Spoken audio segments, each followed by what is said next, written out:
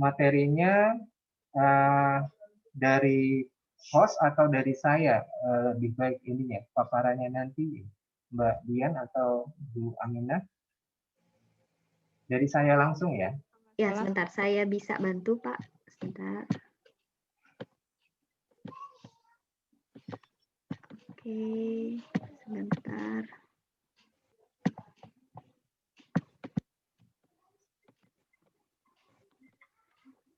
Sebentar.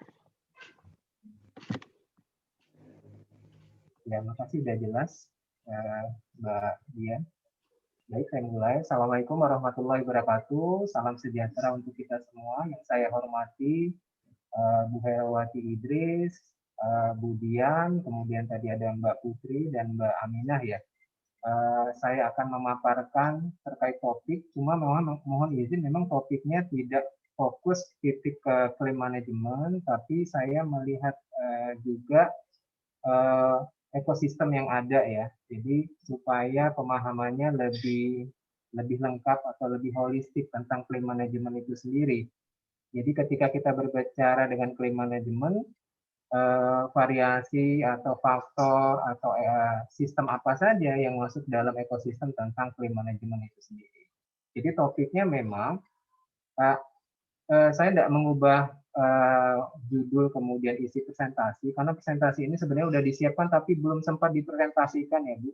Jadi kemarin kita mendapat undangan untuk paparan di salah satu seminar, cuman karena di pandemi ini nggak jadi dipaparkan. Jadi karena udah disiapkan dengan cukup banyak data, jadi sayang kalau nggak dipaparkan di kesempatan saat ini. Jadi kalau kita lihat judul, yang harapan nantinya adalah membahas tentang manajemen klaim, tapi di sini lebih ke klaim manajemen seperti apa yang paling cocok untuk pembiayaan rumah sakit yang efektif di masa atau di eranya JKN. Seperti itu judulnya. Jadi klaim manajemen itu sendiri banyak jenisnya. Nah, sebelum kita ngomong tentang teknis claim management yang memang tugas hariannya di BPJS, kita lihat dulu tentang lingkungannya, ekosistemnya. Seperti itu. Next. Ya. Nah, Bapak Ibu sekalian, teman-teman mahasiswa, jadi program JKN ini sebenarnya konsep yang sudah cukup matang ya di ruang lingkup global. Dan untuk pelaksanaannya, saya izin agak dibuka agak. Dan untuk pelaksanaannya, untuk UHC itu sendiri, di kita termasuk yang paling akhir ya, terlepas dari negara maju ya di Eropa, kemudian Asia, dan terakhir di Asia Tenggara ini termasuk kita yang agak menengah ya, terlambat menjalankannya, tapi harapannya konsep yang sudah ada di negara maju ini ya sudah bisa kita ambil sisi yang bisa kita terapkan sesuai dengan kondisi geografi dan demografi termasuk sosiologi dari penduduk Indonesia. Nah, untuk UHC konsep, kalau untuk WHO sendiri, ruang lingkup jaminan kesehatan semesta itu sendiri dibagi menjadi 3 ya. Pertama itu, kalau kita lihat kotaknya ini kan ada yang kotak yang sifatnya yang orange itu adalah JKN-nya. Nah, kalau yang kotak yang besarnya ini adalah lingkungannya ya. Jadi di sini parameter pertama adalah populasi. Artinya harusnya nanti UHC itu akan menjangkau semua populasi. Kalau ada pointer di sini, ya mungkin next nanti ada nomornya ya. Saya sudah kasih nomor next tadi, next. Ya, nah ini populasi. Artinya UHC itu, posisi kita sekarang kita belum sampai ke ujung kotak UHC ya. Jadi masih ada populasi yang belum menjadi peserta dari sistem JKN itu sendiri. Nah, itu parameter pertama adalah populasi. Kemudian parameter kedua adalah jenis pelayanannya. Jenis pelayanannya sendiri kita harus tentukan sesuai dengan ketersediaan pembiayaan dan regulasi tentang batasan pelayanan. Kita tetapkan tidak semua pelayanan nanti menjadi tanggungan dari sistem penjaminan kesehatan semesta atau UHC itu sendiri. Yang terakhir adalah pembiayaan. Nah, tentu pembiayaan ini tidak serta-merta kita menggunakan pembiayaan yang sifatnya langsung atau komersil ya. Kalau kita tahu bahwa kalau dari non JKN yang digunakan oleh rumah sakit atau fasilitas kesehatan saat ini adalah fee for service. Artinya setiap item pelayanan itu dibayar dengan nominal rupiah tertentu sesuai dengan tarif yang berlaku di rumah sakit tersebut. Jadi item per item pembiayaannya. Tentu ini tidak tepat kalau kita gunakan di sistem pembiayaan jaminan kesehatan semesta JKN atau UHC bahasa sebutannya. Jadi untuk sistem costingnya sendiri kita masih menyempurnakan sistem yang sudah WHO usulkan adalah sistem CBG ya, case based group. Jadi pembiayaan itu berdasarkan diagnostik ya, prospektif ke depan. Nah, sedang dilakukan uji coba juga sistem model pembiayaan global budget. Nah, antara dua pembiayaan inilah kita masih menyempurnakan lagi sisi-sisi yang memang sesuai dengan tipikal UHC-nya yang ada di Indonesia. Next. Nah, setelah kita melihat ekosistem tentang UHC, sistemnya, kita melihat lingkungan yang ada yang bersinggungan langsung dengan operatornya, yaitu BPJS Kesehatan. Bapak Ibu sekalian, bahwa BPJS Kesehatan ini berhubungan dengan 3 pihak ya. Pertama pemberi pelayanan, healthcare provider, kemudian partisipan dalam hal ini peserta, dan yang terakhir adalah regulator. Ya, kalau di next kan nanti ada gambar di tengah. Ya, lagi. Ya. Next. Ya. Nah, di tengah di situ adalah regulator. Regulator di sini pemerintah pusat, pemerintah daerah, dan tentu saja Kementerian Kesehatan. Nah, posisi regulator itu adalah di tengah yang dapat mengatur ketiga fungsi antara 3 unsur yang ada di program JKN itu sendiri. Dan fungsi ini kita tetapkan juga berdasarkan hubungan antara 3 pihak tadi ya. Kalau BPJS Kesehatan dengan peserta tentu ada hubungan timbal baliknya. Kalau dilihat di sini, BPJS Kesehatan partisipan, jadi partisipan itu mengeluarkan retribusi atau premium, BPJS menetapkan standar kepesertaan waktu pendaftaran. Kemudian BPJS Kesehatan dengan rumah sakit, kita menentukan kredensialnya, kemudian rumah sakit mengajukan klaimnya. Kemudian kalau healthcare provider dengan partisipan, healthcare provider memberikan health service, partisipan melakukan health access-nya gitu ya. Tetapi untuk regulasinya sendiri itu sangat terkait kepada Kementerian Kesehatan. Jadi regulate the health services tarif, kemudian regulate tentang sistem rujukan, kemudian tentang standar operasional rumah sakit, standar klasifikasi dan perizinan rumah sakit, itu semua ditetapkan oleh regulator dalam hal ini Kementerian Kesehatan dan pemerintah pusat. Nah, teman-teman nanti kita lebih spesifik ke manajemen klaim, artinya yang lebih berhubungan dengan manajemen tentu tentang purchasing-nya ya. Purchasing-nya ini yang dari fungsi yang diatur regulator di mana saja. Coba kita next kan. Next. Ya, next. Next lagi. Ya, lagi sekali lagi. Ya, kasih. Nah, ternyata sistem manajemen klaim itu masuk ke bagian terbesar dari ekosistem JKN itu sendiri, strategic purchasing. Jadi manajemen klaim itu anaknya dari hospital funding mechanism. Nah, hospital funding mechanism itu anaknya lagi dari strategic purchasing. Strategic purchasing itu adalah bagian terbesar dari ekosistem JKN itu sendiri. Ya. Jadi strategi purchasing itu ada di approval dan credentialing, ada di hospital pembiayaan, kemudian ada di health services, dan ada di health access. Health access di sini ada di sistem rujukan berjenjang kita, health services itu batasan pelayanan, kemudian approval dan credentialing itu adalah seleksi kita dalam memberikan pelayanan standar ya. Kita punya pelayanan standar yang tidak boleh kurang dari itu. Dan khusus untuk manajemen klaim, dia ada di sisi hospital funding mechanism. Jadi ada di warna biru ya, warna biru yang strategic purchasing. Jadi teman-teman di sini kalau sharing atau membahas tentang manajemen klaim itu tahu posisinya di mana. Jadi positioningnya itu ternyata manajemen klaim itu memang intinya dari strategic purchasing, dan strategic purchasing itu tetap menjadi bagian dari ekosistem JKN. Posisinya ada di antara BPJS Kesehatan dan healthcare provider. Next. Nah, langsung kita ngambil topik kendala ya, karena tanpa kendala kita tidak bakal berubah menjadi sempurna, karena kendala itu pasti ditemui selagi kita belum sempurna. Kendala pertama yang berhubungan dengan manajemen klaim adalah pembayaran itu sendiri ya.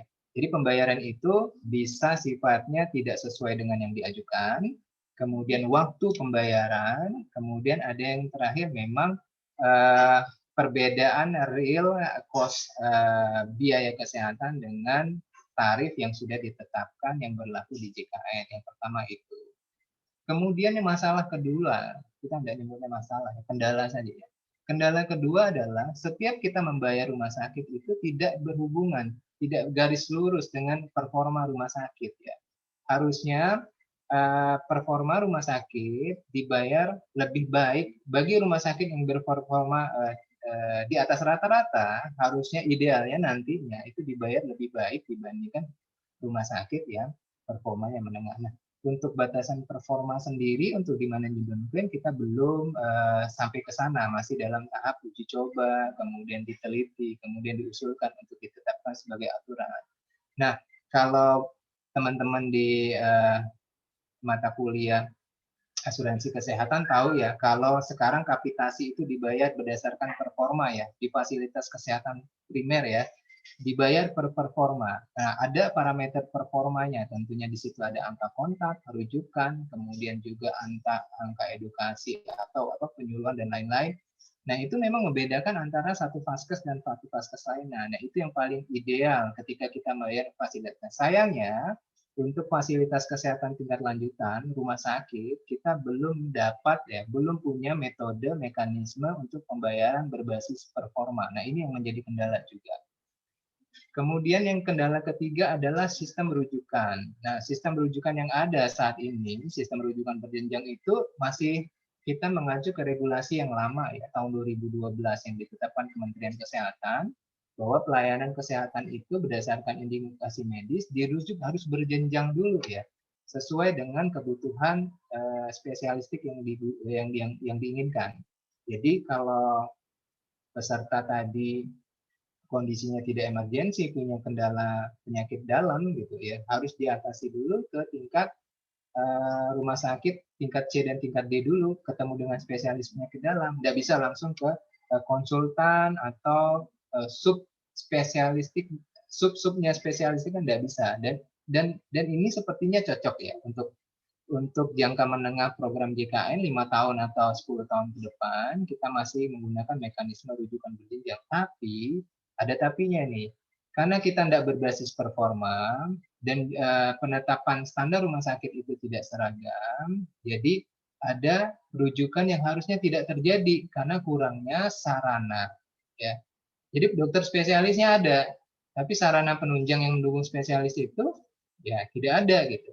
Misalnya adalah salah satu parameter laboratorium, salah satu parameter radiologi tidak ada, dirujuk lagi gitu. Karena di Kementerian Kesehatan sendiri dalam membuat standarisasi rumah sakit itu tidak mengunci di remote tipe C, tipe D itu untuk sarana prasarana itu harus lengkap sedemikian rupa, enggak. Jadi tetap rujukan berjenjang ini timbul kendala untuk pelayanan yang harusnya tuntas dengan satu bidang spesialis saja harus rujuk karena sarana dan prasarana. Dan yang keempat, kendala kita yang berhubungan dengan manajemen klaim juga adalah kualitas pelayanan di PHC ya, PHC Primary Healthcare atau bahasa kita FKTP, Fasilitas Kesehatan Tingkat Pertama.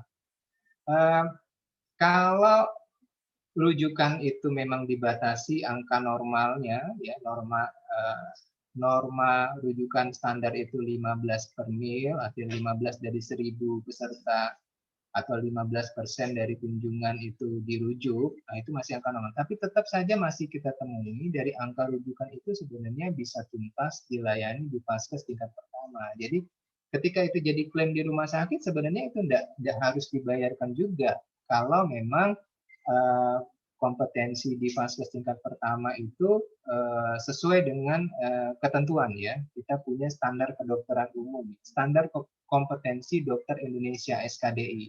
Jadi ada 144 penyakit yang harusnya tuntas, tapi tetap saja itu dapat dirujuk 144 tadi, karena tadi ada beberapa wilayah di perbatasan mungkin yang dukungan sarana prasarana penunjang tadi tidak lengkap, atau memang dokternya saat itu sedang sedang tidak di tempat, pasiennya dirujuk. Tapi itu kita dapat koordinasikan selama tidak kasus emergensi, kita harapkan dapat selesai juga di PHC tadi, primary healthcare.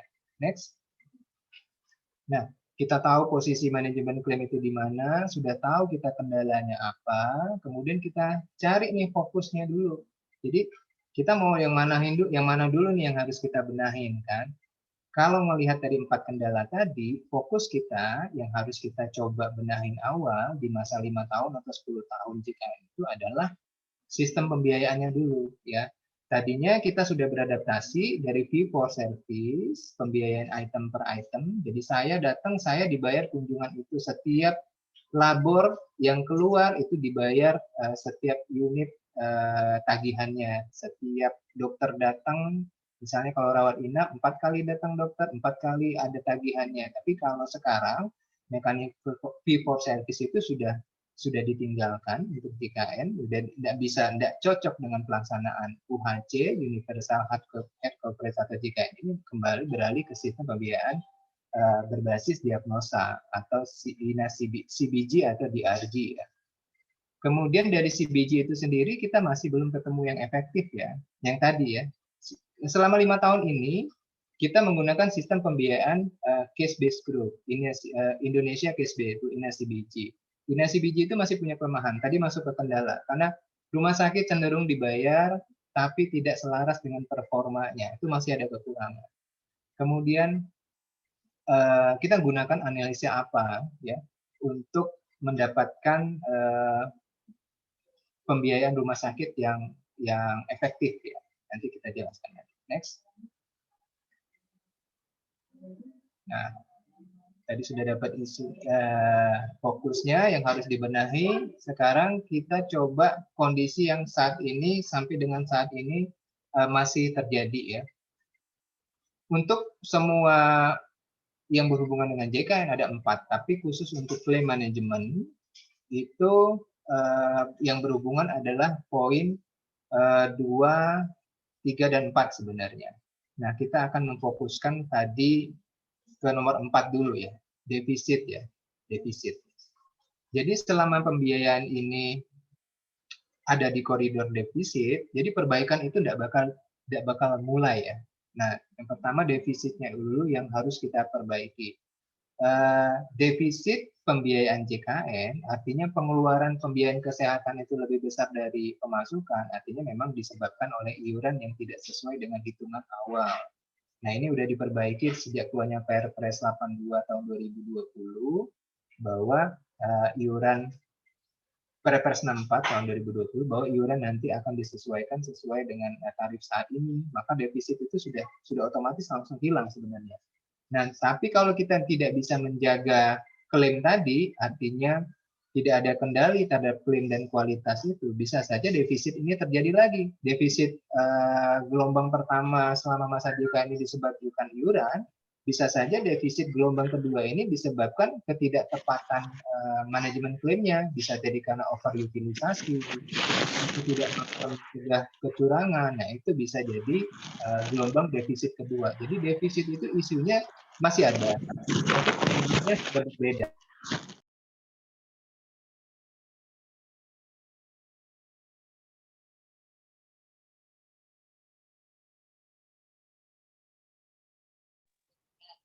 Maaf Pak Ade, iya temuyut suaranya Pak Ade, mohon maaf.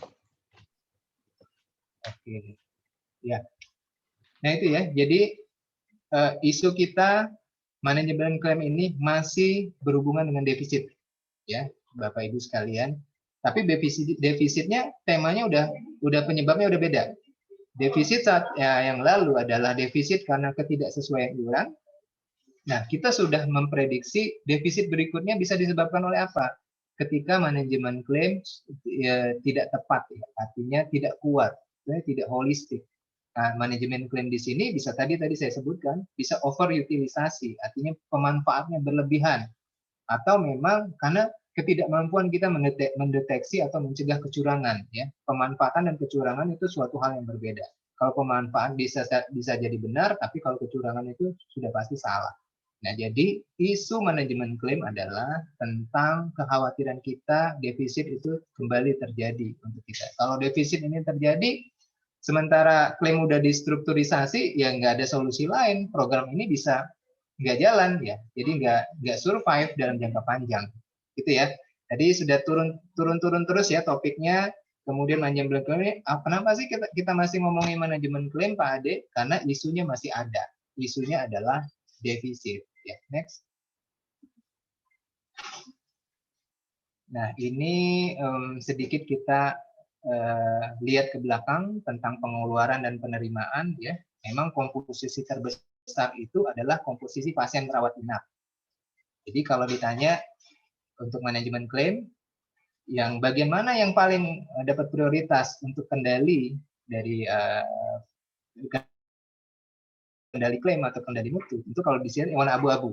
Warna abu-abu itu selalu dan memang normal, ya, hospital inpatient itu adalah fokus pembiayaan terbesar, ya, dan cenderung meningkat sesuai dengan peningkatan peserta BPJS, ya. Sampai hari ini kita sampai di angka 220 sekian, ya, atau 230 kayaknya sudah ke situ. Jadi contoh 2018, 94 triliun biaya kesehatan pada program JKN, 51 triliun, hampir 55%-nya itu untuk pasien rawat inap. 27,4 triliun itu outpatient atau rawat jalan. Kemudian ada primary outpatient. Ini kita keluarkan di kapitasi, ya, yang warna hijau, ya.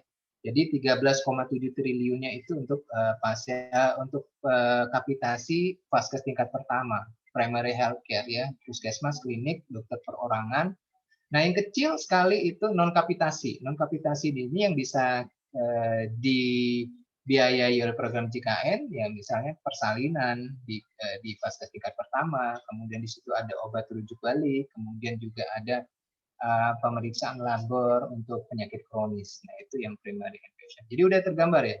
Tadi udah tahu klaim manajemen itu isunya adalah defisit, kemudian klaim manajemen ini fokusnya kemana sih kita ini nantinya. Nah, semakin fokus, ya, sudah tahu adalah fokusnya adalah di rawat inap, ya, untuk sementara, ya. Jadi penyumbang terbesar pembiayaan itu adalah rawat inap, rawat jalan. Ya, next. Nah, ini yang berhubungan. Nah, kalau teman-teman nanti buat semacam telaahan dari beberapa teori atau artikel terkait kondisi saat ini, kan macam-macam kan. Orang bisa bicara apa saja tentang JKN, ya. Di media, mungkin di situs resmi ataupun hasil penelitian resmi. Nah, ini kita bisa pakai yang kita sebut ini matriks, ya. Matriks gimana JKN itu tetap sustain sampai seterusnya, gitu, ya, unlimited period, ya. Nah, inilah matriks yang saat ini, ya, belum, ya, silakan mungkin ada yang lebih sempurna, silakan. Nah, inilah matriks bagaimana supaya JKN itu sustain, ya. Banyak sekali yang harus menjadi kendalinya BPJS Kesehatan, terutama sebagai operator. Ada enrollment, jadi syarat validitas kepesertaan, ada kontribusi, ada premi collection, itu revenue-nya. Kemudian ada yang expense-nya. Expense-nya kita ada loading charge-nya, kemudian health benefits-nya.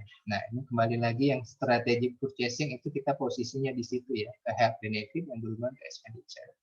Karena dulu defisit itu terjadi terus karena skemanya memang di undang-undang ada yang warna kuning itu government bailout, ya. Karena kita selalu bergantung di situ. Kalau nggak ada government bailout di regulasi, itu JKN 2 tahun aja udah kolaps, ya. Nah, kemudian yang ada warna merah fraud potensial tendensi. Nah, ini saya sampaikan ke teman-teman ya. Di penelitian yang lebih besar, yang rata-rata penelitian di luar global lah ya, di negara yang sudah menjalankan UHC, kejadian fraud itu adalah 10% dari total pembiayaan. Kejadian fraud ya. Nah, sekarang kita harus membuktikan bagaimana cara mengendalikan 10% itu dengan angka. Nah, BPJS setiap tahun itu hampir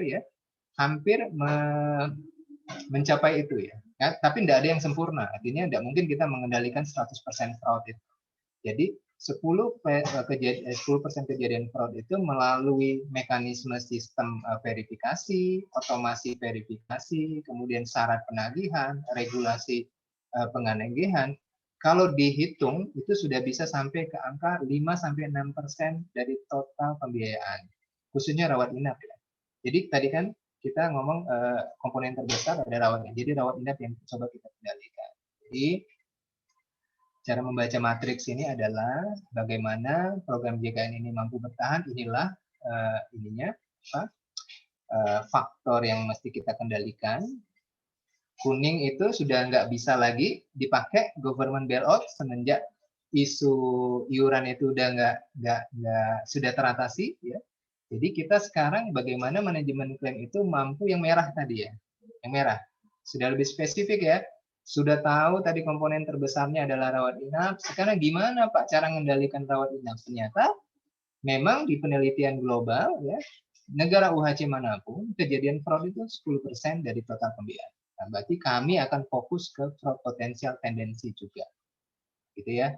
Oke, next.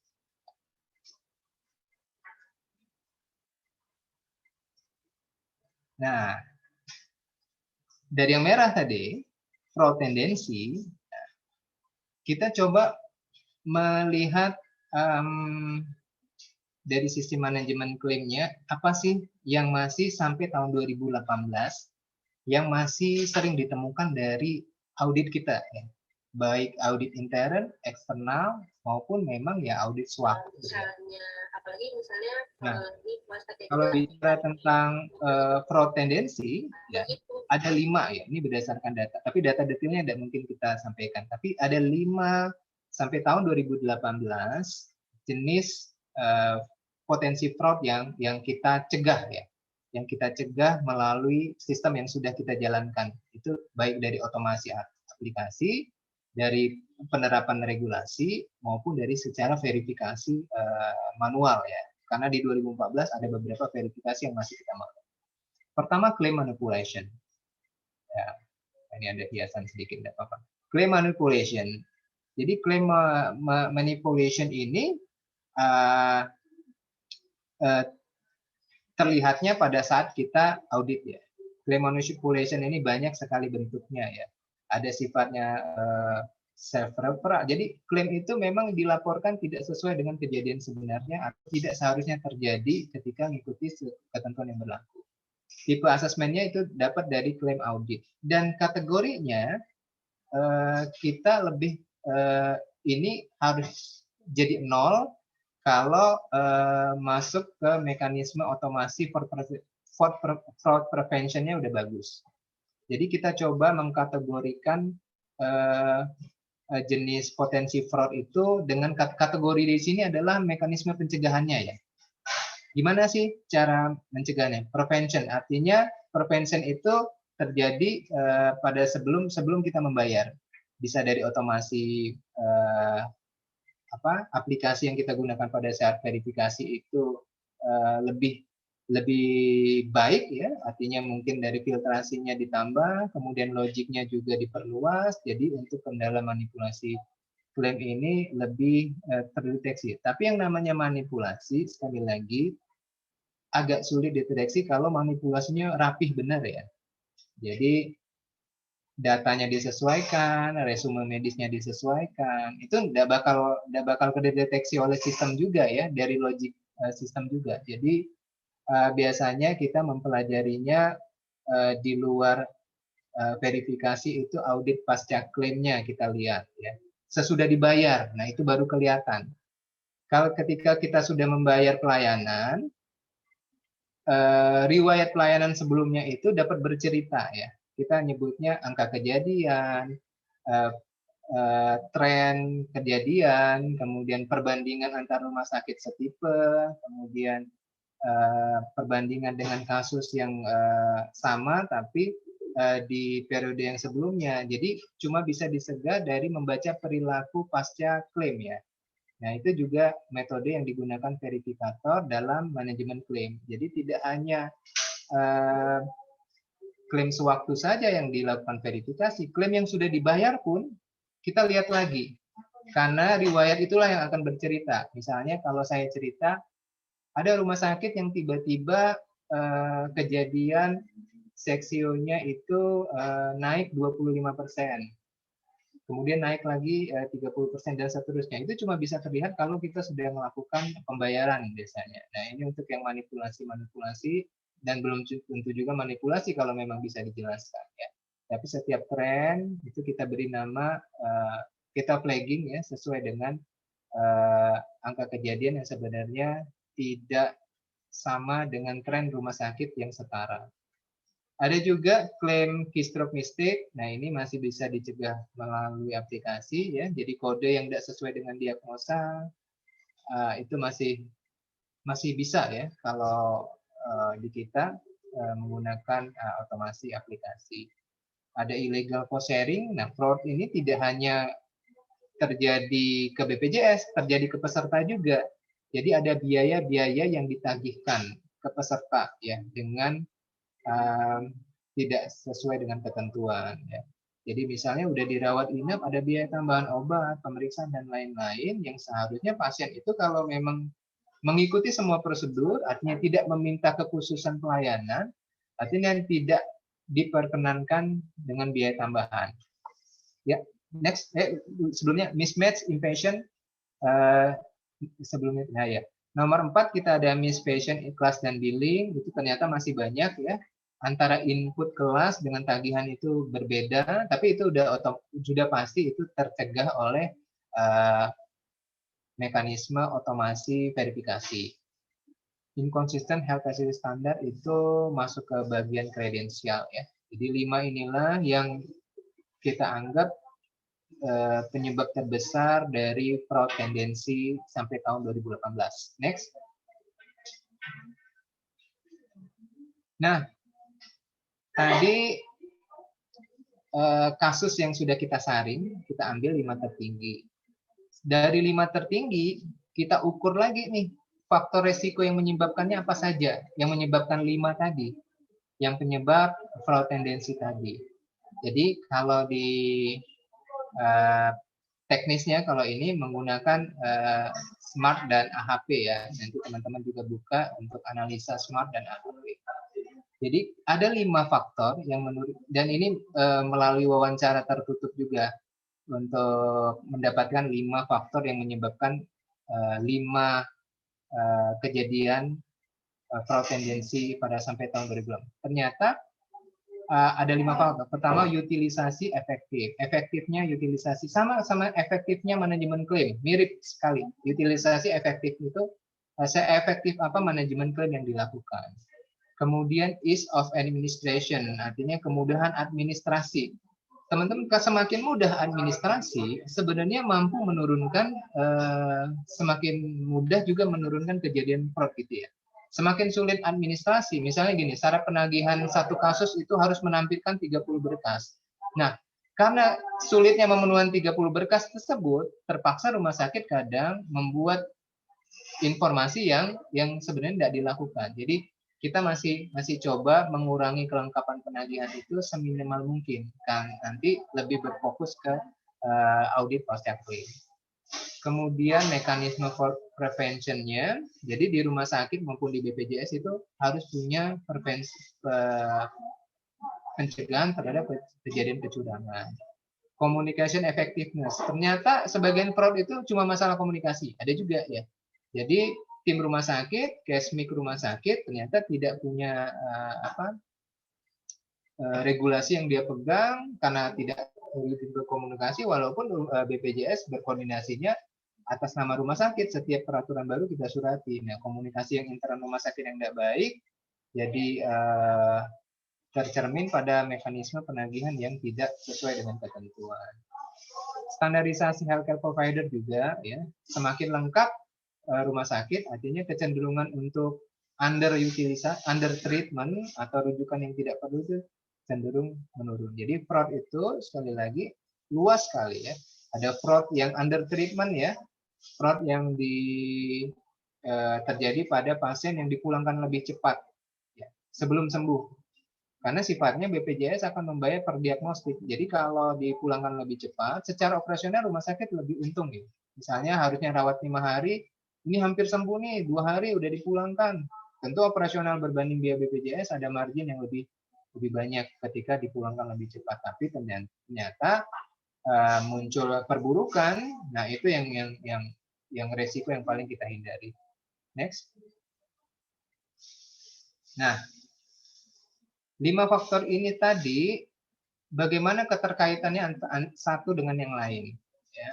5 faktor itu. Nah, kita coba susun melalui aplikasi loop diagram ya terkait keterkaitan antara yang lain. Nah, next. Nah, ini sebenarnya aplikasi ya. Kalau di next kan lagi jalan nggak ya? Next. Ya, next. Ya. Nah, inilah 5 faktor tadi ada posisinya di situ. Next lagi. Oh ya. Kalau materinya itu dibuka di PowerPoint itu aplikasi ya. Jadi kalau coba mundur lagi kita. Nah, misalnya kalau visit rate-nya baik, misalnya gini, fraud rate-nya menurun, maka pemasukan rumah sakit akan bertambah gitu ya. Saling sebab akibatnya kelihatan di situ. Ini aplikasi. Mungkin karena ini tidak jalan ininya animasinya ya. Oke, next. Nah, dari keterhubungan antara 5 faktor tadi, kesimpulan-kesimpulannya saya coba tuliskan di sini ya. Next lagi, jadi kita langsung ke next. Nah, jadi kalau kita lihat sisi dari proses hierarkinya dari 4 faktor tadi, kita harus hubungkan ke 3 mekanisme sistem pembayaran. Tadi kan ceritanya manajemen klaim itu ada 3 sistem pembayaran yang paling sering digunakan secara global. Yang pertama fee for service, yang kedua INA-CBG. INA-CBG bisa di browsing nanti detailnya atau sejarahnya. Kemudian yang terakhir ada global budget, begitu juga global budget. Nah, dari 3 ini menggunakan 5 faktor tadi, kita akan coba bandingkan lagi nih ke masing-masing ketiga pembayaran nih dari 5 ini. Mana yang memiliki nilai yang paling tinggi? Ya. Nah, setelah ini kemarin kita hitung ya, ternyata memang yang tertinggi itu masih di INA-CBG. INA-CBG masih tertinggi. Cuman ada beberapa poin di INA-CBG yang saya sebutkan yang belum sampai sekarang terata, yang belum ada mekanisme ini adalah membayar rumah sakit sesuai performa. Nah, membayar rumah sakit sesuai performa itu ada di global budget sebenarnya. Tapi global budget secara untuk prevention fraud-nya lebih kecil dari INA-CBG. Nah, jadi sebenarnya secara idealnya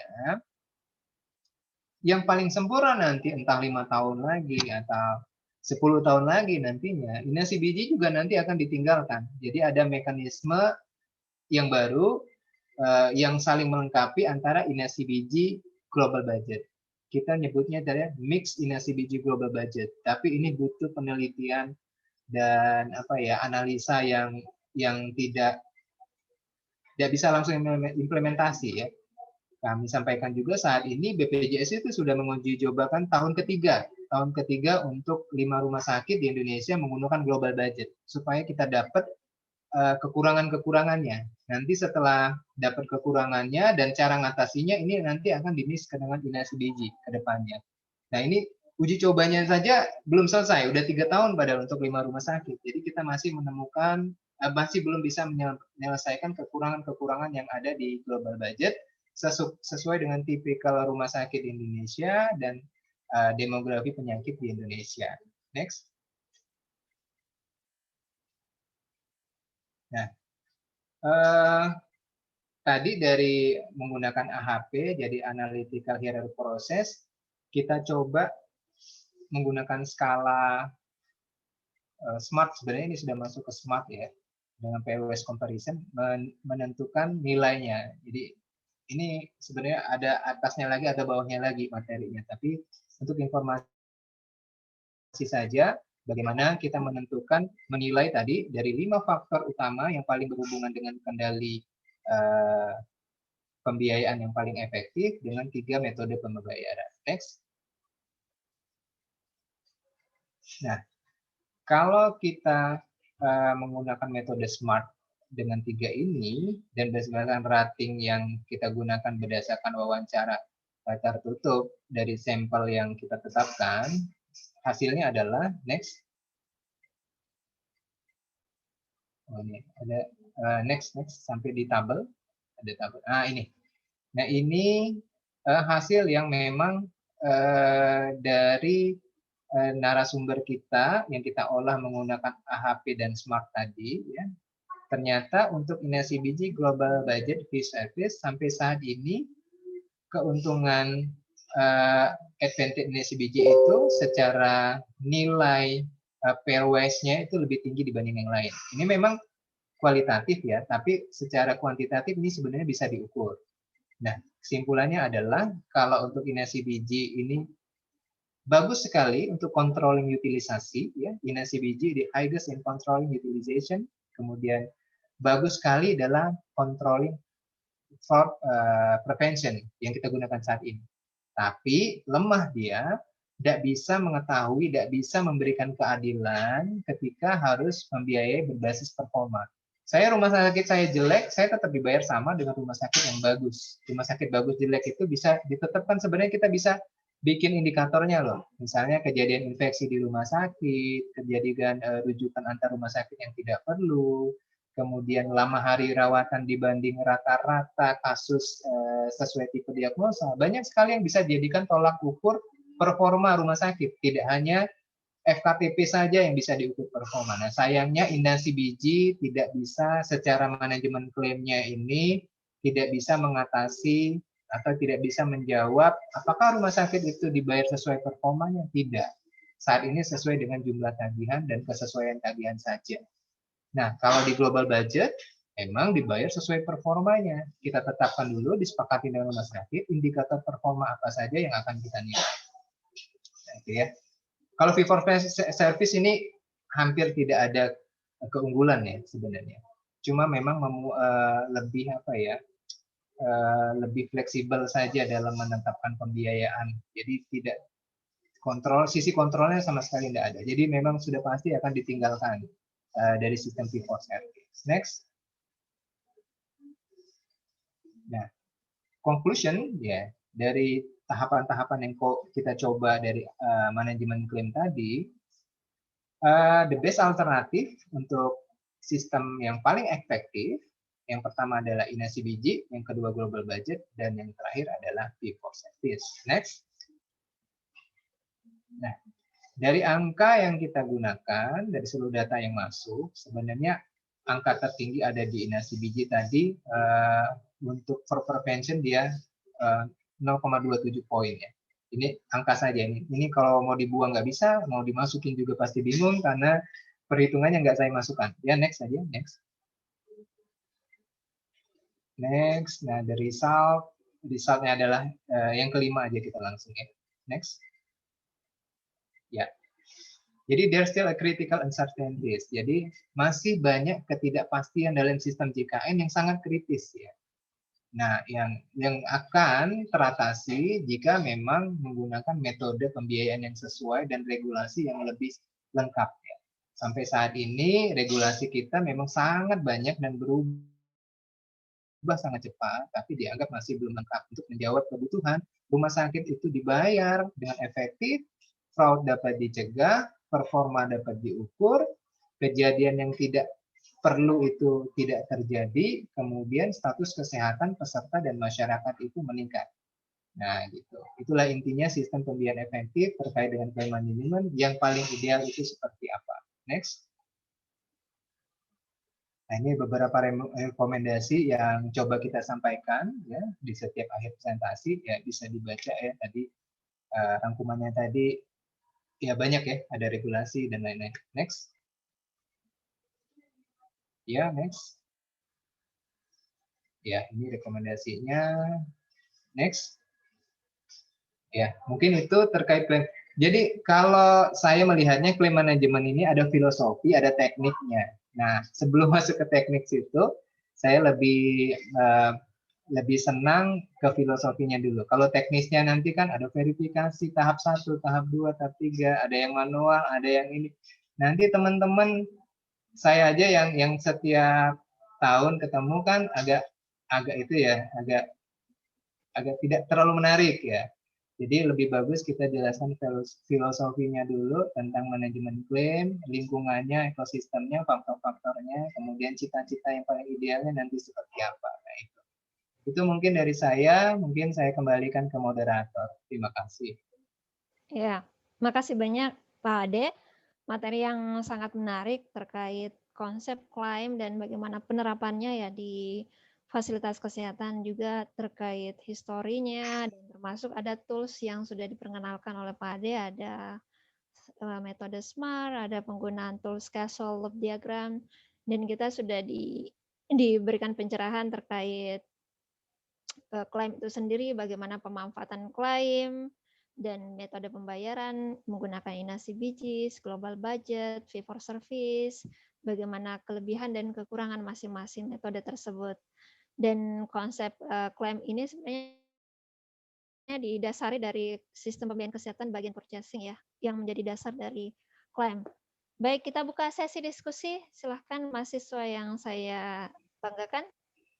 Kita akan buka mungkin 3 penanya di awal untuk berdiskusi atau menanyakan terkait klaim maupun terkait di lapangan seperti apa. Silahkan. Kalau tidak bertanya, berarti Pak Ade yang akan menanyai Anda. Ayo, silahkan. Jangan malu bertanya. Ibu, saya izin bertanya. Ya, sebutkan nama dan jurusan. Baik, terima kasih atas kesempatannya. Nama saya Maya Zuriati, jurusan Ilmu Kesehatan Masyarakat, minatannya AKK. Jadi, saya mau bertanya nih, Pak, gimana, saya pernah dengar kalau ada bentuk klaim BPJS itu dia bukan bentuk seperti pelayanan, tapi dia mau diuangkan, kayak meminta ibaratkan diuangkan klaimnya itu, Pak. Apakah emang benar adanya? Kalau memang pun ada, bagaimana regulasinya? Ini bukan berniat untuk meminta klaim uang, tapi hanya ingin tahu saja. Begitu, Ibu. Terima kasih. Ya, Assalamualaikum. terima kasih Maya. Kita akan langsung ke Pak Ade. Silahkan, monggo Pak Ade. Oh ya, baik. Kalau di kita sistemnya sudah sudah ditetapkan dan memang kita tidak ada mekanisme reimburse atau klaim atas pelayanan kesehatan yang sudah dikeluarkan. Kita semua karena sistemnya benar-benar kita bukan sentralisasi ya. Maksud sentralisasi itu gini. Kalau kita lihat ada yang namanya asuransi komersial. Asuransi komersial ini bisa saja sebut aja semua merek komersil ya, asuransi ya. Jadi asuransi komersial ini limitasinya, keterbatasannya itu tidak bisa menjangkau seluruh wilayah Indonesia. Jadi dia menetapkan kantor perwakilan dan tidak mungkin bekerja sama ke seluruh rumah sakit di Indonesia. Dia menetapkan juga kantor perwakilan bekerja sama. Karena sifatnya sentralisasi, mekanismenya ada yang mekanisme reimburse. Reimburse artinya pas peserta bayar dulu, ya out of pocket-nya dari kantong sendiri, ada limit reimburse-nya, ada limit jaminannya, ya seperti itu. Nah, BPJS sangat tidak karena UHC sifatnya, karena kita akan menjamin seluruh penduduk Indonesia, artinya kita harus desentralisasi, artinya menjangkau seluruh titik pelayanan yang dibutuhkan. Jadi kita bekerja sama langsung ke rumah sakit yang melayani, kita hadir langsung di setiap kerjasama, kemudian ada petugasnya yang memang berkoordinasi khusus untuk rumah sakit itu. Di setiap kabupaten kita sudah punya kantor perwakilan BPJS Kesehatan. Artinya semua penagihan itu sudah bisa by system. Nah, tapi kalau mekanisme reimburse memang tidak ada di mekanisme JKN. Mungkin ini kalau mungkin saya salah, tapi kalau hubungannya ke BPJS satunya, saudara kita, BPJS Tenaga Kerja, ada yang namanya jaminan hari tua. Jaminan hari tua itu memang sifatnya diuangkan sesuai dengan iuran yang membatas manfaat yang sudah ditetapkan, biasanya usia 55 atau sudah bekerja 15 sampai 20 tahun, itu jaminan JHT-nya bisa diuangkan. Mungkin tadi Mbak Syarifah yang bertanya tadi mendengar itu kata-katanya BPJS menguangkan, ya itu memang ada haknya dari peserta penerima jaminan hari tua untuk BPJS Tenaga Kerja. Tapi di kita tidak ada sistem reimburse karena kita sudah otomasi dan penagihannya pun tidak bisa ke rekening yang rekeningnya sudah ditetapkan fix ya. Setiap mengubah rekening pembayaran itu harus diubah juga perjanjian kerjasama kita. Ya. Jadi tidak bisa sembarang ke rekening orang, tidak bisa. Memang ke rekening institusi atau badan yang sebagai ibaratnya sebagai rekening yang ditunjuk untuk sistem pembayaran di rumah sakit. Ya, makasih Pak Ade. Ya, terkait reimburse itu sebenarnya pernah dilaksanakan di Indonesia. Beberapa, misalnya perusahaan jam sostek dulunya sebelum ada era JKN masih menggunakan konvensional dan dia masih menggunakan reimburse. Betul. Karena tadi kalau reimburse itu kendalinya agak butuh tenaga yang lebih banyak ya daripada kalau kita menjalankan yang sudah semua by otomasi. Jadi klaim menagihkan di sistem penagihan, kemudian kita verifikasi berdasarkan data yang dikirim, kemudian pembayaran dikirim melalui rekening yang sudah ditetapkan. Sebenarnya. Ya, demikian Maya. Ada feedback dari Maya? Baik, terima kasih Bu atas jawabannya Bapak Ade juga. Ya, sama-sama Mbak. Ya. Silakan yang lain. Saya Bu izin bertanya. Silakan Adinda. Nama saya Dinda Ratu Balkis dari peminatan AKK. Saya ingin bertanya terkait adanya illegal cost sharing sebagai salah satu masalah di sistem audit kan. Nah, pertanyaan itu bagaimana illegal cost sharing itu bisa terjadi? Apakah itu ada masalah pada transparansi kepada pasiennya atau gimana Pak prosesnya? Betul. Ya, terima kasih. Baik, makasih Mbak Dinda ya. Jadi satu masalah yang memang akan terus ada untuk peserta yang biasanya belum terpapar informasi ketika dia membutuhkan sistem untuk pencegahannya ya, kita punya call center 24 jam nasional sebenarnya yang harus tersedia informasinya di rumah sakit, biasanya di informasi atau di pendaftaran. Kalau turunan dari call center 24 jam itu ada yang kita nyebutnya petugas pemberi informasi, petugas pelayanan dan pemberian informasi di rumah sakit, itu juga ada. Ada juga nomor call center untuk pelayanan di tingkat cabang ya, yang bisa masuk ke kita juga. Nah, yang lebih sederhana sebenarnya, setiap peserta itu dapat mengunduh mobile JKN. Nah, di mobile JKN itu lengkap yang kita butuhkan termasuk pemantauan perilaku yang tidak sesuai dari rumah sakit. Terus terang itu sifatnya online, real time online. Jadi kalau ada keluhan, kalau call center mungkin ada waktu ini ya, ketika aksesnya lagi banyak, call center ini bisa saja belum bisa langsung tersambung sesuai keinginan ya, bisa ada jeda 2 menit, 3 menit. Tapi kalau di mobile JKN itu ada menu keluhan ya, yang memang dipantau langsung setiap cabang sesuai dengan nama rumah sakit yang di-input. Nah, itu yang jadi pantauan kita. Nah, kita menyelesaikannya sederhana ya, karena setiap rumah sakit yang akan bekerja sama itu kan sudah dikredensial. Artinya kita pastikan mereka patuh ya, ada patuh dan mengikuti ketentuan yang kita sepakati bersama sesuai undang-undang yang berlaku, termasuk illegal cost sharing tadi, iur biaya tidak resmi. Jadi kita sangat tegas ketika, tapi memang syaratnya harus ada feedback dari peserta, karena illegal cost sharing ini nggak mungkin terdeteksi by system ya. Dari 90% itu muncul dari pengaduan peserta. Nah, sekarang kita sediakan pengaduan peserta seluas-luasnya tadi. Ada call center nasional, call center lokal, ada petugas penanganan informasi yang ada di Paskes Mobile JKN. Yang sekarang kita sangat dorong ini penggunaan Mobile JKN. Ya, di situ ada sistem pengaduan untuk pelayanan apapun ya, tidak hanya illegal sharing, tapi juga bentuk-bentuk pelayanan yang menurut peserta di bawah standar selayaknya. Nah, apa yang kami lakukan ketika kami dapat membuktikan terjadi illegal? Yang pertama, kita akan memanggil rumah sakit, kemudian melihat data catatan pelayanan, apakah ini berhubungan dengan pelayanan atau tidak. Jika berhubungan pelayanan dan harusnya tidak keluar dan bisa dibuktikan dengan standar pelayanan yang berlaku di rumah sakit, kita berikan surat peringatan. Karena di ketentuan kerjasama kita, rumah sakit, BPJS Kesehatan berhak memberikan surat peringatan pertama, kedua, dan ketiga, dan mengembalikan biaya yang sudah dikeluarkan oleh peserta. Tapi surat peringatan itu tidak gugur walaupun biaya yang keluar tadi sudah dikembalikan. Sampai dengan peringatan ketiga, maka BPJS Kesehatan berhak tidak melanjutkan kerjasamanya. Dan ketika illegal co-sharing ini masuk kategori kecurangan, bagi fasilitas kesehatan yang terbukti melakukan kecurangan, maka selama 2 tahun itu tidak dapat bekerja sama ke BPJS Kesehatan. Nah, agak berat hukumannya. Ya, kita tahu ya, kalau tidak melayani pasien JKN kayaknya hampir pasti ya rumah sakit tidak bisa operasional. Artinya bisa jadi kolaps lah ya. Jadi hal itulah yang menyebabkan rumah sakit sangat hati-hati dan tidak berani, kalaupun ada, dia resikonya tadi mengembalikan, dapat surat peringatan, kalau memang terjadi ketentuannya adalah tidak dapat bersama.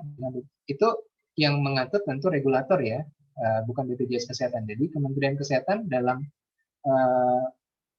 ke Permenkes tentang pencegahan kecurangan ya, menyebutkan jika terbukti melakukan kecurangan, rumah sakit akan dapat bekerja sama kembali setelah 2 tahun. 2 tahun setelah dihentikannya kerjasama tersebut. Nah, tentu 2 tahun itu nggak langsung otomatis kerjasama ya. Selama kita anggap kebutuhan kita cukup, kita juga mungkin akan menolak ya. Selama tempat tidur kita, kita di Palembang itu perbandingan tempat tidurnya 1:900. Normalnya 1:1000. Jadi kebutuhan kita masih jauh lebih cukup. Jadi kita nggak ada alasan juga menerima rumah sakit tadi. Jadi, sulit sekali kalau sekali sudah terbukti kecurangan, untuk kembali normal lagi itu agak berat, gitu ya. Gimana? Mbak Nanda, Mbak Dinda ya? Iya. Pak, terima kasih Pak jawabannya. Oke. Itu tadi pertanyaan Dinda. Ada lagi? Mahasiswa Saya lain? Bu, izin bertanya. Boleh, Fadila. Oke. Terima kasih atas kesempatannya, Ibu. Perkenalkan, saya Fadila Novianti, jurusan Ilmu Kesehatan Masyarakat, peminatan Administrasi Kebijakan Kesehatan. Nah, pertanyaan saya, Pak, dari tadi kan ada 5 faktor yang menyebabkan 5 fraud. Salah satunya itu ada ease of administration. Pertanyaan saya, goal seperti apa yang dimaksud dari ease of administration di lapangan? Terima kasih, Pak. Baik. Ease administration itu adalah kemudahan administrasi. Nah, administrasi yang ada bisa administrasi non-claim atau termasuk juga administrasi klaim itu sendiri. Pada awal transformasi JKN, ya, syarat penagihan itu lengkap sekali. Jadi rumah sakit itu harus melampirkan resume, kemudian melampirkan penunjang, kemudian melampirkan lagi mungkin penunjang itu saja banyak ya. Kalau ada serial labor, ada serial radiologi selama masa perawatan itu banyak. Jadi satu kasus itu bisa tebalnya 5 cm atau 6 cm. Nah, ketika petugas penagih, saya nih petugas penagih, merasa sulit untuk mengumpulkan, merasa sulit untuk memenuhi, ada kalanya bisa saja rumah sakit mengambil jalan yang mudah, dibuatnya saja secukupnya dibuat gitu ya. Atau jadi klaimnya diubah supaya lengkap gitu. Nah, yang ini kemudahan administrasi yang semakin sulit administrasi sebenarnya bukan mencegah fraudnya. Jadi fraud itu lebih ke perilakunya yang pengen dibentuk bukan hanya administrasinya, ya, bukan solusinya. Jadi supaya mencegah fraud, syaratnya diperbanyak lagi. Kalau bisa satu kasus itu semakin tebal, enggak. Jadi bagaimana mengendalikan perilakunya. Perilaku ini tentu mulainya dari manajemen tertingginya, ada pimpinan rumah sakitnya. Nah, jadi bentuk pengendalian perilaku itu pertama dari perjanjian kerjasama antar pihak. Nah, ini mengacu antara kesepakatan BPJS Kesehatan dan Asosiasi Fasilitas Kesehatan dan Kementerian Kesehatan. Jadi perjanjian kerjasama itu kalau ditanya itu sudah sifatnya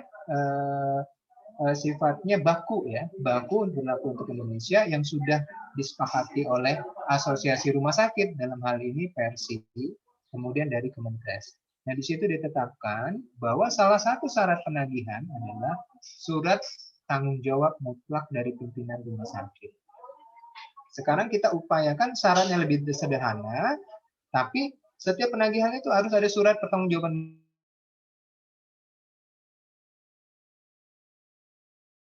klaim yang ditagihkan itu sudah benar dan sesuai, valid dan benar, ya, sesuai dengan ketentuan. Jadi kita nanti fokusnya di otomasi aplikasi atau audit pasca klaim.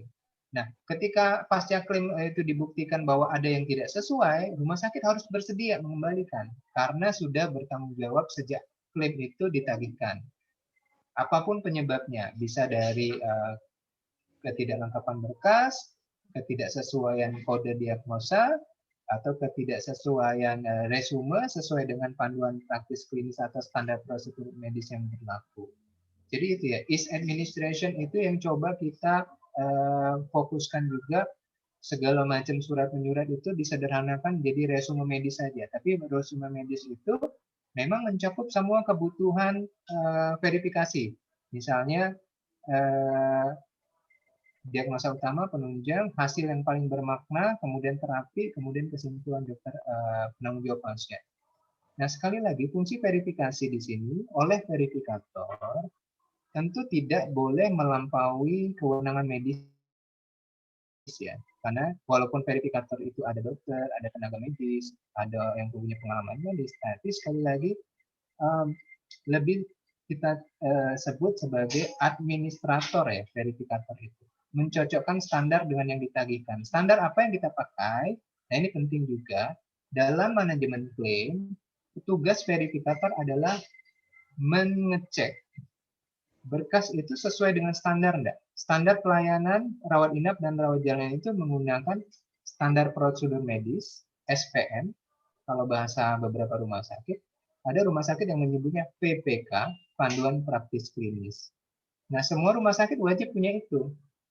Nah, ketika kita pegang panduan praktis klinis atau SPM-nya tentang kasus typhoid misalnya, indikasi rawat, lama rawatan, jenis obat, pemeriksaan laba, penunjang. Nah, itu yang kita samakan antara standar rumah sakit dengan berkas penagihannya. Biasanya kita cukup menggunakan resume medis saja. Nah, kalau semua sudah tertuang di resume medis dan sesuai dengan PPK-nya, itu masuk menjadi klaim layak. Jadi sekali lagi kalau ada pemahaman di luar bahwa verifikator itu menilai asesmen klinis dari dokter, enggak. Sama sekali tidak betul. Tugas verifikator hanya menyamakan antara berkas yang ditagih dengan standar pelayanan rumah sakit. Bisa saja zaman waktu awal-awal transformasi JKN 2014, kebanyakan memang standar prosedur medis ini tidak lengkap, ya. Ya baru sebagian. Ada kasus-kasus tertentu kita tanya standar prosedur medisnya mana, ya baru coba dilengkapi dan begitu seterusnya, ya. Jadi sekali lagi untuk verifikasi klaim, kemudahan administrasi kita menjadikan lebih simpel, sederhana, namun isinya mengacu ke panduan praktis klinis yang lengkap. Makanya memang dulu istilah case mix, ya, case mix itu belum lazim terdengar. Case mix itu adalah tim yang menganalisa klaim sebelum ditagihkan sesuai dengan PPK-nya. Dialah yang akan berkontak ke DPJP atau spesialis. DPJP itu dokter penanggung jawab pasien. Dialah tim ini yang akan berkomunikasi ke dokter kalau memang resume medisnya belum lengkap. Nah, kalau belum lengkap tidak ditagihkan, ya itu nggak bakal dibayar sama BPJS Kesehatan, artinya dikembalikan sebagai klaim yang belum lengkap. Jadi sekarang ada istilahnya di rumah sakit itu tim cashmake. Tim cashmake itu isinya adalah biasanya ada dokter umum di situ untuk analisa kasusnya, kemudian ada tim rekam medisnya, ada tim administrasi awalnya. Gitu ya, Mbak. Saya lupa tadi yang bertanya namanya. Ya, Fadila, gimana? Jelas ya? Mbak Fadila ya. Jelas, jelas Bu. Terima kasih Pak. Oke. Ya, Mbak Kita Fadila. buka sesi kedua. Ketiga pertanyaan lagi. Silakan. Tadi kaum Hawa semua yang bertanya. Mana kaum Adamnya nih? Iya, ini Siapa nih? bapak-bapaknya ini belum kelihatan ini. Pada tidur ya? Fatoni dan kawan-kawan silahkan. Rido, siapa lagi nih?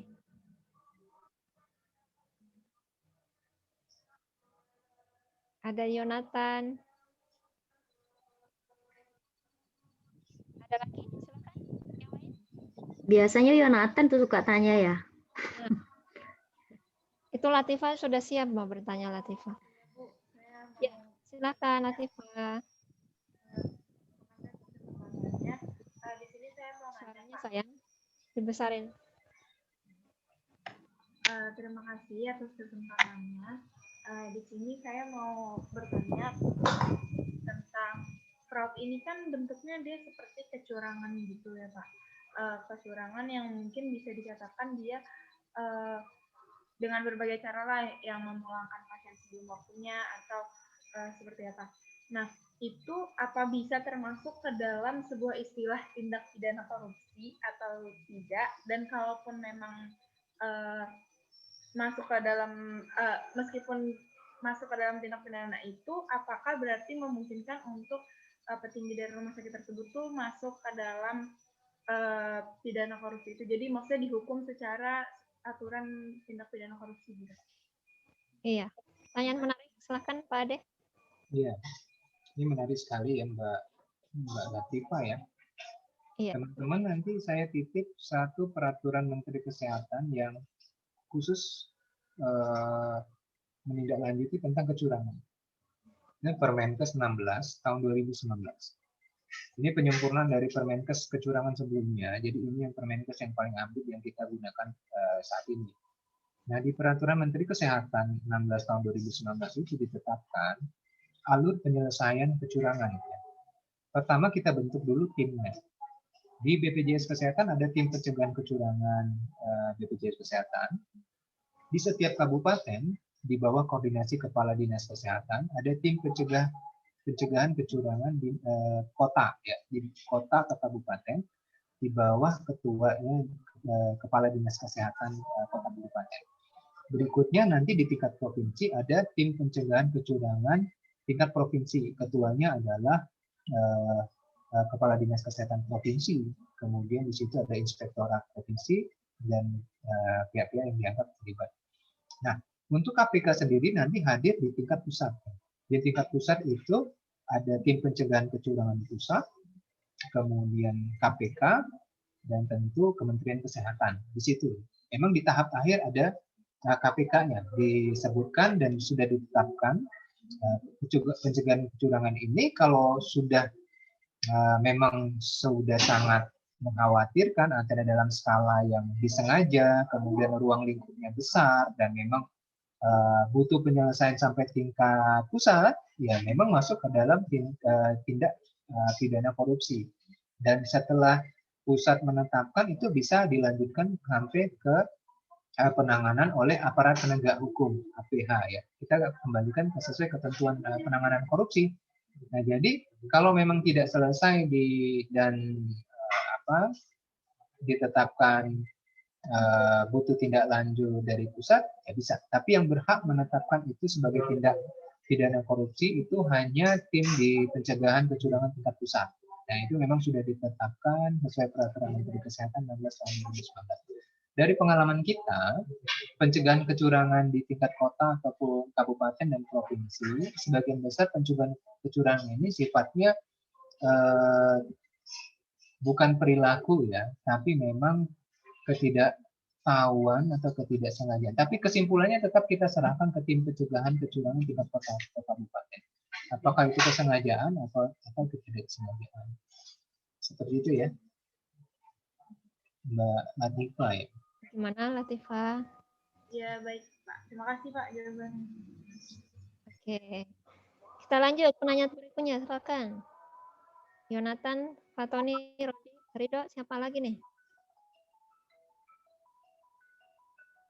Ada lagi? Kalau tidak, Ibu yang bertanya. Indah, Bu. Silakan. Ya mungkin ini saya juga pengen denger ya Bu, yang bapak-bapak ini, yang mas-mas nih, mbak-mbaknya terus yang bertanya.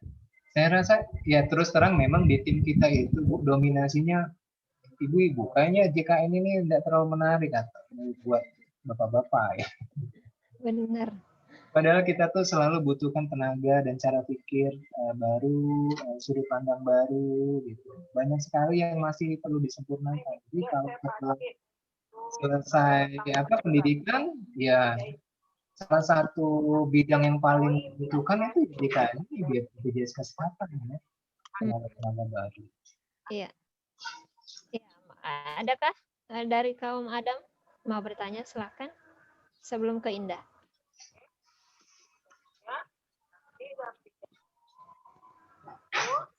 Pada tidur kali ya, yang laki-lakinya. Ada Yonatan, Ridho, siapa lagi nih? Adakah? Kalau tidak kembali ke Indah, silakan Dah. Baik Bu, terima kasih. Sebelumnya apakah saya terdengar jelas Bu?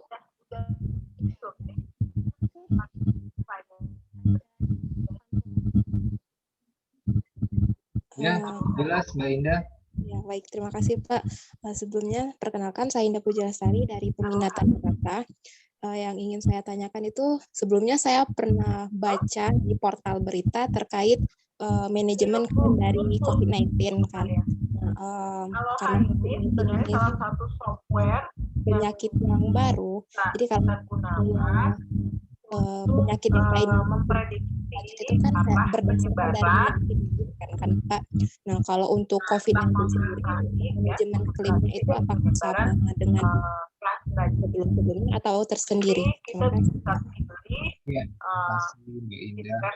Ini bagus sekali pertanyaannya. Sebenarnya di kita pun sekian ini masih membahas tentang petunjuk terakhir ya. Ada suara yang masuk ya, bisa minta bantuan di mute ya, mahasiswa. Memasukkan dimensi dari tangkinya, kemudian Udah dibantu di mute, tapi nggak bisa. Putri, kayaknya dari Putri itu. Tolong Putri. Kayaknya dari handphone, jadi nggak bisa di mute. Oke. Jadi saya lanjutkan. Jadi untuk klaim COVID itu sendiri adalah pembiayaan non-JKN ya. Pembiayaan non-JKN. Cuma memang jangkauan Kementerian Kesehatan yang bertanggung jawab membiayai pelayanan COVID baik di rumah sakit maupun di tingkat pertama, jadi fasilitas itu tetap menggunakan model yang sudah ibaratnya itu sudah mapan ya. Kalau bisa dibilang model verifikasi kita di BPJS Kesehatan sudah sangat mapan secara sistem kompetensi verifikasi, kemudian dan secara komunikasi ke fasilitas kesehatan. Maka Menteri Koordinator dan Menteri Keuangan dan Menteri Kesehatan juga memberikan tugas khusus bagi BPJS Kesehatan untuk melakukan verifikasi klaim COVID. Pada terakhir Permenkes 446 Juni 2020. Nah, di situ memang jelas batasan tugas kita hanya memverifikasi sesuai ketentuan dan aturan pengklaiman COVID. Nah, batasan verifikasi ini terus terang hampir 30% itu tidak dapat kita selesaikan karena regulasinya tidak lengkap. Ya, misalnya kategori ruangan, kemudian variasi diagnosa, kemudian banyak sekali variasi-variasi yang tidak diatur di sistem penagihan. Sistem penagihan itu dibuat oleh Kemenkes, tata cara penagihan itu cuma ada 2 regulasi. KMK 238 tahun 2020 dan KMK itu keputusan Menteri Kesehatan, KMK 46. Hanya 2 regulasi saja, sementara variasi penagihan klaim itu sangat luas sekali. Nah, tentu standar kerja tim verifikator kita, selama tidak ada dasar, kita tidak bisa verif. Jadi masuk ke dalam kasus dispute claim. Nah, dispute claim ini 30-40%. 60%-nya kita bisa selesaikan.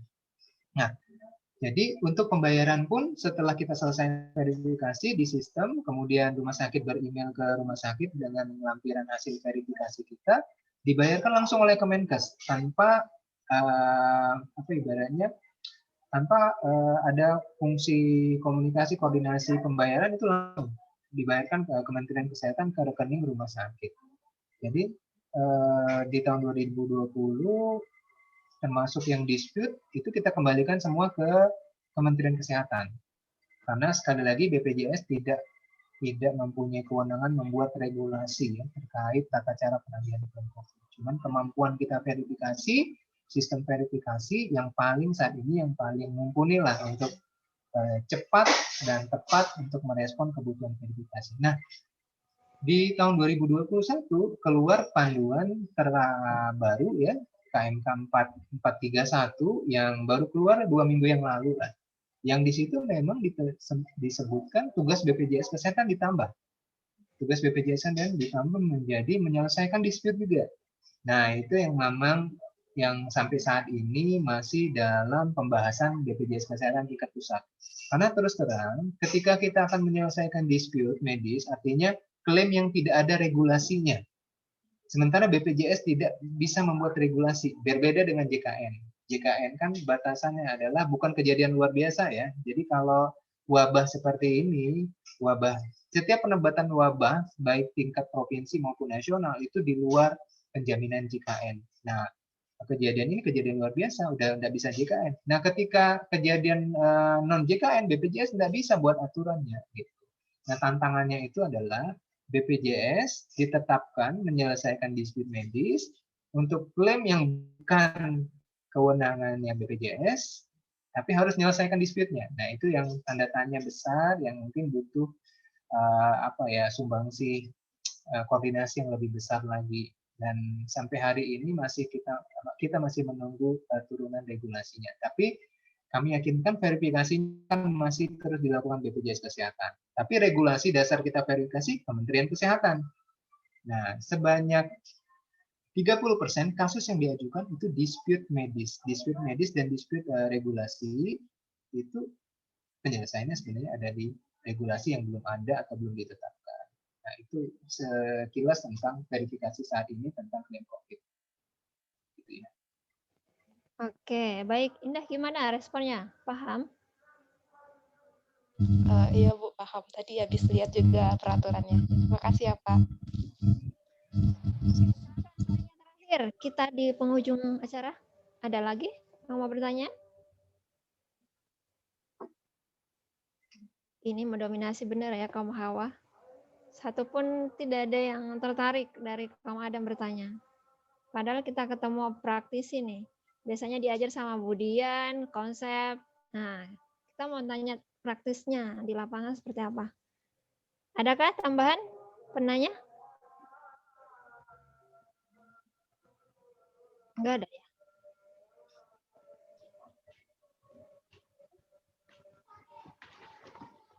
Bu Hera, mungkin saya mau tanya sedikit ya.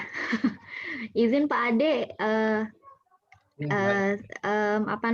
sedikit saya lumayan tertarik dengan apa yang sudah Pak Ade sampaikan. Jadi di luar ekspektasi kita. Jadi memang Pak Ade, seperti kata Pak Ade ya, filosofinya yang ditampilkan. Jadi kita melihat dulu dari mana dasarnya, kemudian dituangkan seperti apa gitu kan. Cuma saya yang cukup menarik dari semua yang Pak Ade paparkan tadi adalah yang masalah smart ya, aplikasi smart gitu ya. Kalau smart ini sendiri berarti sebuah aplikasi. Apakah ini kemudian berkaitan dengan hal teknologi assessment?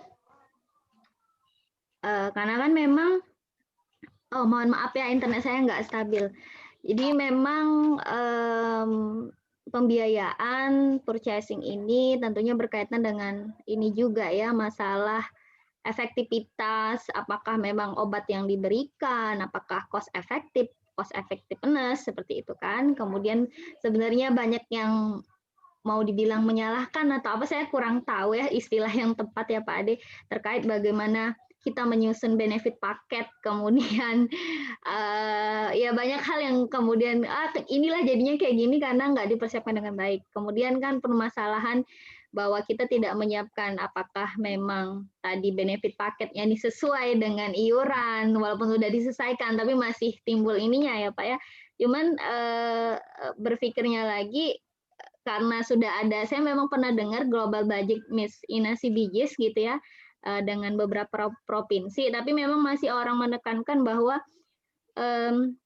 BPJS ini kurang HTA nih, PTK-nya ya, kalau istilahnya di Indonesia kan PTK gitu ya, kalau ininya HTA. Nah, apakah ini smart ini mengakomodir ke sana ya Pak ya? Saya kurang paham untuk yang smartnya gitu. Terima kasih Pak Ade. Oh, baik.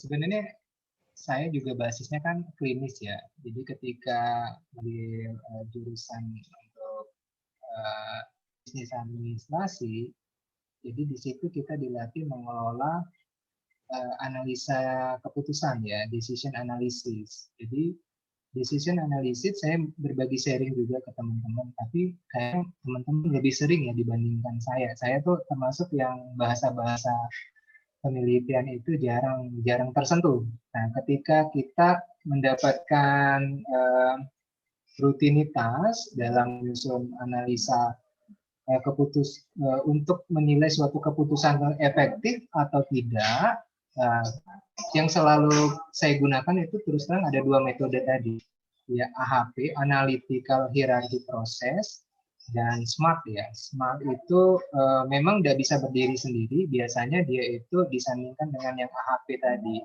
Jadi SMART itu lebih ke konsep untuk multi atribut, ya, tadi kan banyak atribut yang mempengaruhi. Jadi simple multi atribut rate teknik ya. Jadi SMART itu dasar saya menampilkan materi tadi. Kenapa diambil 5 faktor tadi? Faktor itu tentu tidak bisa berdiri sendiri. Saya dapatkan dulu dari analisa awal, dari wawancara tertutup beberapa pakar tentang JKN.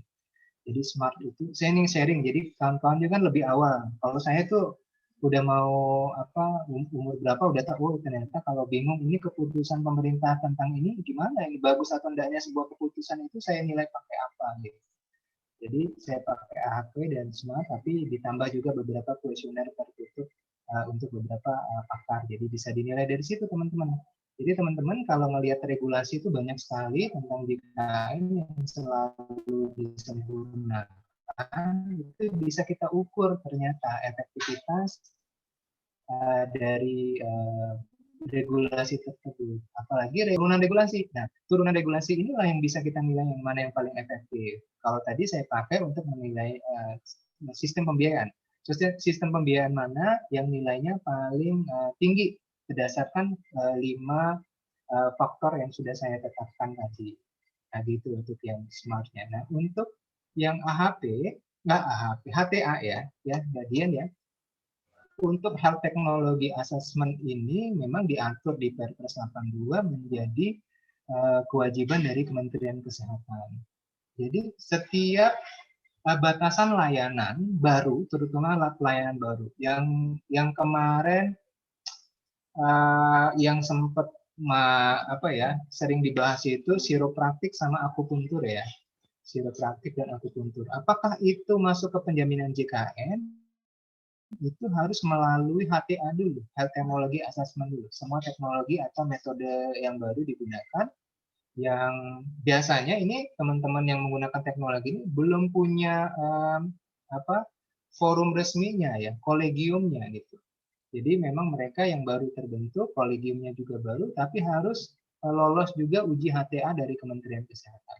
Ketika lulus uji HTA, kemudian diusulkan Kementerian Kesehatan dan ditetapkan dengan peraturan tentang pedoman pelayanan JKN, sementara ini kita masih mengacu ke Permenkes 28 tahun 2014 secara umum ya, garis besar apa yang dijamin dan dijamin, maka yang Permenkes terdahulu juga harus direvisi, artinya dibuat Permenkes yang baru kalau mau masukkan siropraktik dan akupuntur. Sampai saat ini siropraktik akupuntur HTA-nya belum ada dari Kemenkes, jadi itu tidak bisa masuk ke program JKN, masuk ke terapi komplementer ya, lengkap.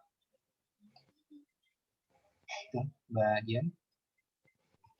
Oke, terima kasih. Jadi tools membantu untuk decision making ya, berarti ya. Mungkin saya yang belum familiar aja berarti untuk smart itu. Oke. Smart instrumen ya. Iya. Efektivitas sebuah kebijakan ataupun program.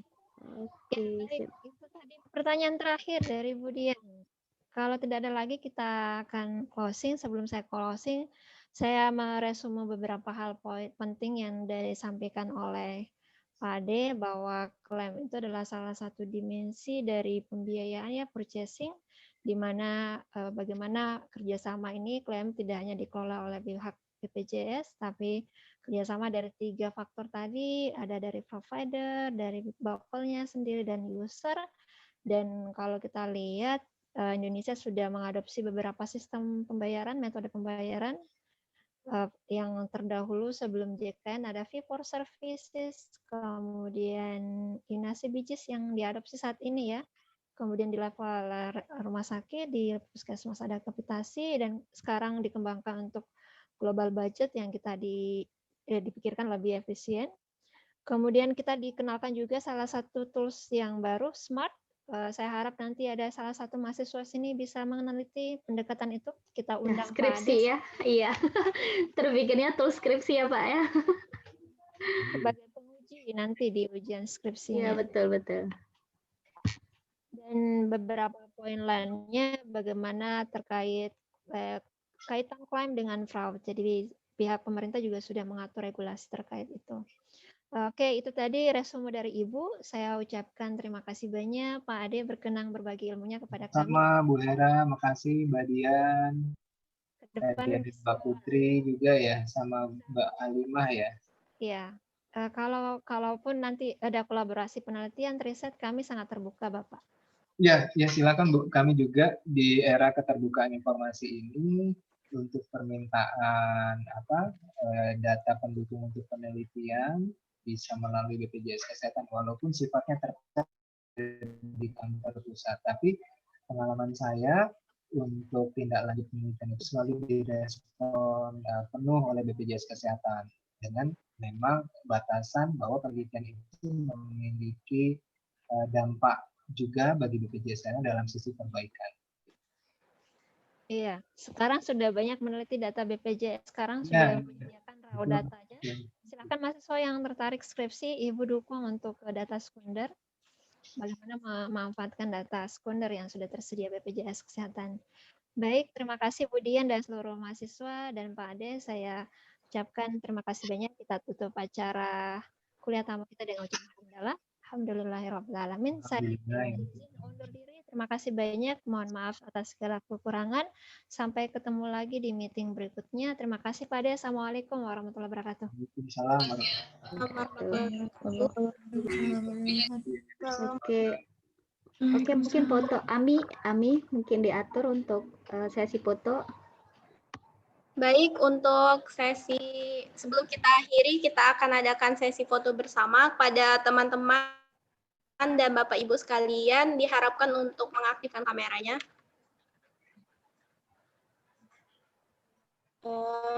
Sekali lagi, diharapkan untuk mengaktifkan kameranya.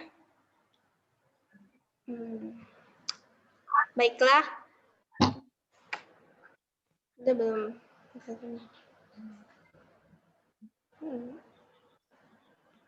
Nah, udah muncul yang tadi tidur kali ya.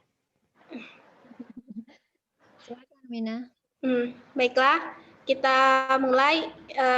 Saya hitung ya. 1, 2, 3. Lagi, karena ada 5 slide. 1, 2, 3. Lagi. 1, 2, 3.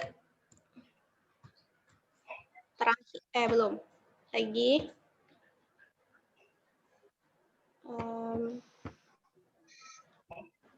Terakhir. 1, 2, 3. Sudah? Sudah ya? Saya selaku MC pada perkuliahan tamu kita hari ini mengucapkan mohon maaf apabila terdapat kesalahan dalam perkataan. Saya akhiri dengan mengucapkan wassalamualaikum warahmatullahi wabarakatuh. Waalaikumsalam warahmatullahi wabarakatuh. Terima kasih. Terima kasih Bu, Pak. Terima kasih Pak. Terima kasih Bu.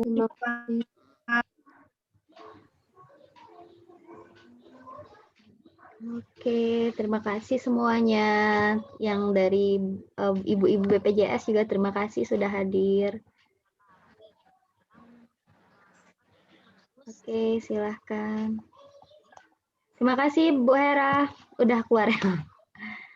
Oke, Ibu tutup ya. Iya, Bu. Terima kasih Bu. Terima kasih Bu. Terima kasih, Bu. Terima kasih Bu. Ibu.